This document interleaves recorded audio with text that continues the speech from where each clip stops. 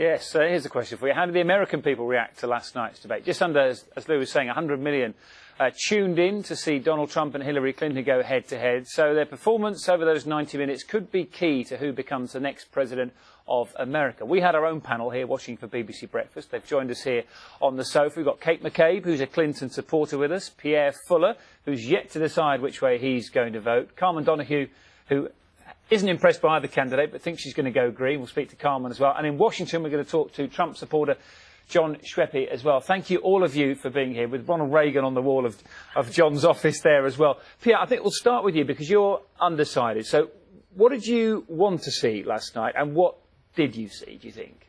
Well, it's not that I'm undecided so much as I think both candidates are sort of very unappealing for me. It didn't really change my opinion of either of them. It really just solidified so far the way they've presented themselves in the campaign.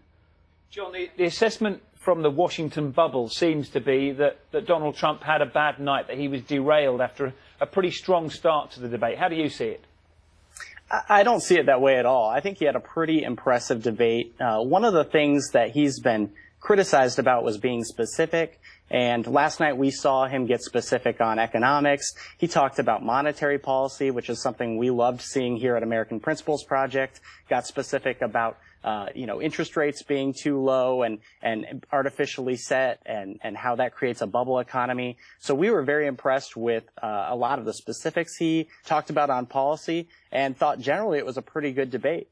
Okay, well, Carmen, let's put John's point to you there, because one of the things that people said about Donald Trump is that he doesn't feel presidential. Did he come across as a potential president for you last night?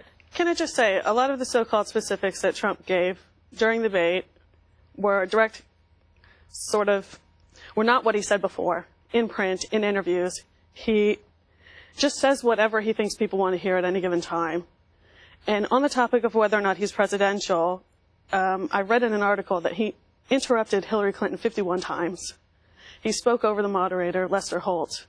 He tried to command and be the boss of that event.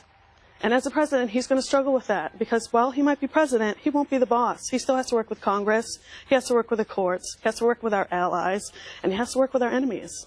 And it just doesn't bode well. Okay, and what about the Clinton perspective, Kate? Was she likable enough? Did she show enough of herself in the debate to make people win over those who might not be sure about that part of her character? I hope so, but I've actually liked her a long time, and I know that's a problem that dogs her, and I think partially that is because, she's a woman in politics. But I do think I was proud of how she performed in the debate. I was also reading an article that kind of tracked who spoke for how long during the debate. And if you're sort of looking at who had the possession of the ball, Trump spoke about 60% of the time and Clinton spoke about 40% of the time. And yet I still think that even speaking that lesser amount of time, she delivered more facts, more policy, and came across as the better candidate.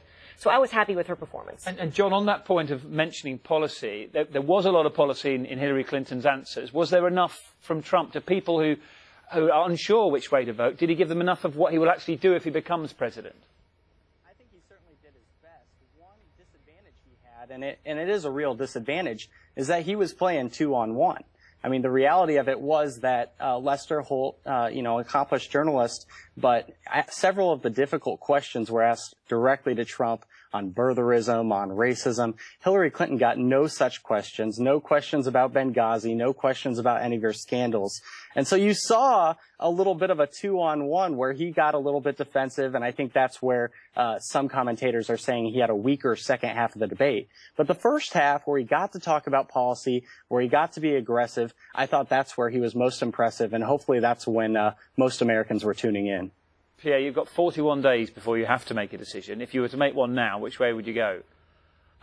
Part of it in the U.S., it depends what state you're from. I'm from New York, and so it's a bit safer that Clinton's going to be elected there. I would much rather see Clinton elected, and so I might spend it on the Green Party instead.